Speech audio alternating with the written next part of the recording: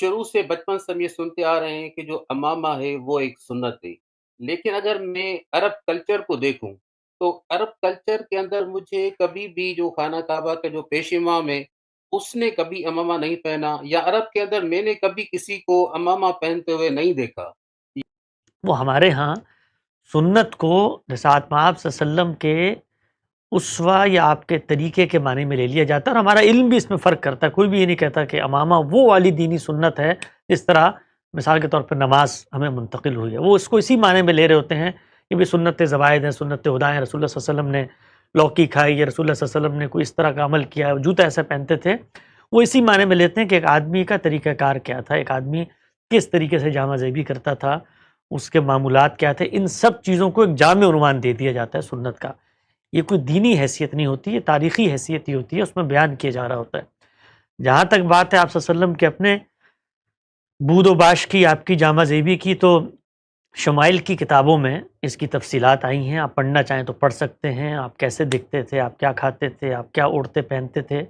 تو اس کے اندر میرے علم کی حد تک یہ چیزیں آئی ہیں کہ آپ امامہ بھی باندھتے تھے،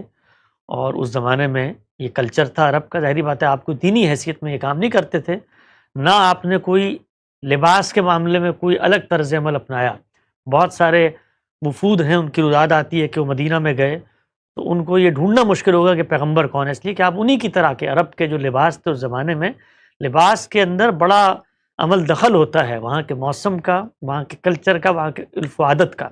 اس لیے کہ آپ جب پیدا ہوتے ہیں تو آپ کے ارد گرد جو لوگ ہیں آپ کو وہی لباس پہناتے ہیں بچپن سے، جو وہ پیچھے سے چلا آ رہا ہوتا ہے۔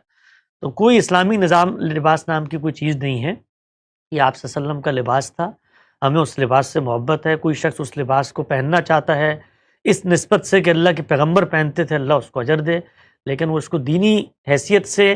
بیان کرے گا تو یہ دین میں احداث ہوگا، اس طرح کا کام نہیں کرنا چاہیے۔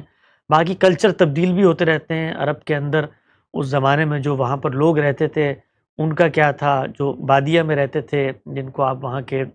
بدو کہتے ہیں ان کا کیا تھا، جو سفر کرتے تھے زیادہ وہ کیا کرتے تھے۔ تو یہ جو آج کل روایت رائج ہے، یہ عام طور پر رومال اوڑا جاتا تھا تاکہ وہ منہ پہ کر لیا جائے، اس لیے کہ جس وقت مٹی کے طوفان آتے تھے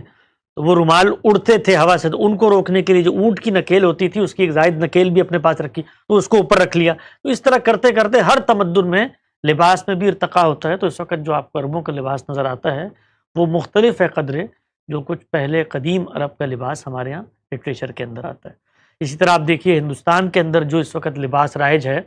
وہ یہاں کے جو پرانے باسی تھے ان کا لباس ہے اصل میں، ایک کھلے پجامے اور ایک چھوٹی قمیضیں۔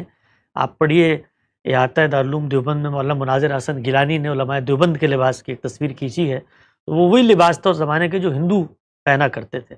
تو ہوتا یہ ہے کہ جس وقت کوئی ایک لباس اپنا لیا جاتا ہے، ایک مذہبی روایت اپنا لیتی ہے، تو پھر وہ صلحاء کا لباس مشہور ہو جاتا ہے، اور پھر وقت گزرتا ہے تو اس کے ساتھ ساتھ اس کی ذرا تنقید بھی ہوتی رہتی ہے۔ تو ہمارے یہاں اس وقت جو آپ کو یہ لباس نظر آتا ہے بر صغیر پاک و ہند میں، جو علماء عام طور پہ پہنتے ہیں جس میں کف کالر نہیں ہوتے، اچھا اس میں بہت ساری چیزیں ہیں جو زمان و مکان سے واقع ہو جاتی ہیں۔ مثلا انگریزوں کے ہاں چونکہ پینٹ کوٹ اور ٹائی کا رواج تھا، تو ٹائی کو چھپانے کے لیے وہ آپ کے جو کف والے کالر ہوتے ہیں وہ بنتے تھے، جو شرٹ کالر کہتے ہیں۔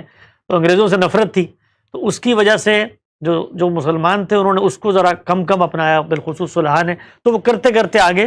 روایت بن گئی۔ تو اس طرح کی چیزوں کا دین سے سرے سے کوئی تعلق ہی نہیں ہے۔ آپ دنیا بھر میں جائیں، ہر خطے کے علماء کو دیکھیں، ان کا لباس ہی مختلف ہوگا۔ یہ بات سب جانتے ہیں، کوئی اس کو دینی حیثیت سے بیان نہیں کرتا۔